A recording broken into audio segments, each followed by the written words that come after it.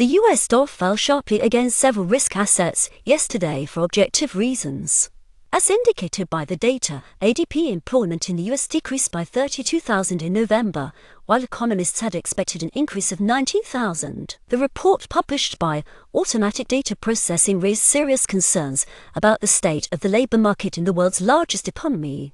Such a significant discrepancy with forecasts indicates potential difficulties in business activity and, consequently, a decline in demand for the US dollar. However, it's worth noting that the report may be distorted due to the recent government shutdown in the US, so there is still a chance that things aren't as bad as they seem.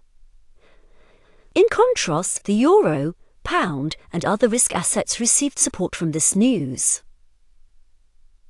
It is believed that the European economy, while facing its own challenges, may prove more resilient to global economic shocks. Expectations regarding further actions by the European Central Bank also play a role, fueling interest in the euro. Today, retail sales figures for the Eurozone for October are expected to be released in the first half of the day. This indicator, reflecting consumer activity, will be an important gauge of the region's economic health. Preliminary forecasts suggest little progress in retail sales growth, which could negatively impact the euro. If the data exceeds expectations, it could support the euro and extend the bullish trend in the US pair.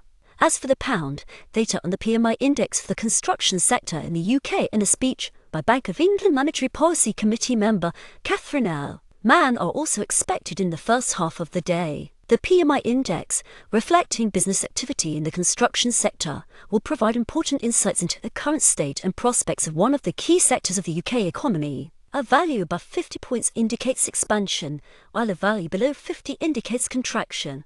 Simultaneously, Catherine L. Mann's speech could shed light on the central bank's current views on the economic situation and future monetary policy. Given the high inflation, Mann's statements could significantly support the British pound.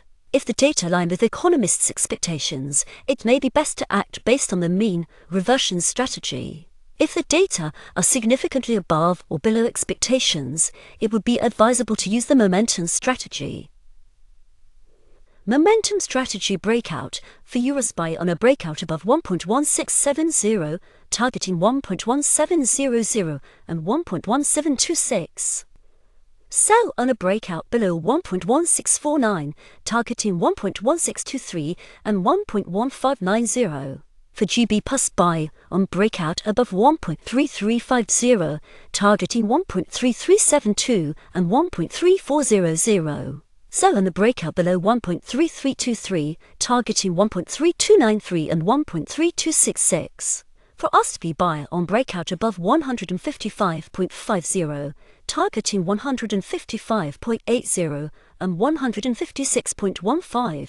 Sell on a breakout below 155.10, targeting 154.80 and 154.47. Mean reversion strategy return. For EUR/SBY, look for short positions after a failed breakout above 1.1668, with a return below this level. Look for longs after a failed breakout below 1.1649, with a return to this level. For GB plus, look for shorts after a failed breakout above 1.3346, with a return below this level. Look for longs after a failed breakout below 1.3319, with a return to this level. For orders, look for shorts after a failed breakout above 0.6620, with a return below this level. Look for longs after a failed breakout below 0.6602, with a return to this level. For USD, look for shorts after a failed breakout above 1.3970, with a return below this level. Look for longs after a failed breakout below 1.3950, with a return to this level. The material has been provided by robotfx.org.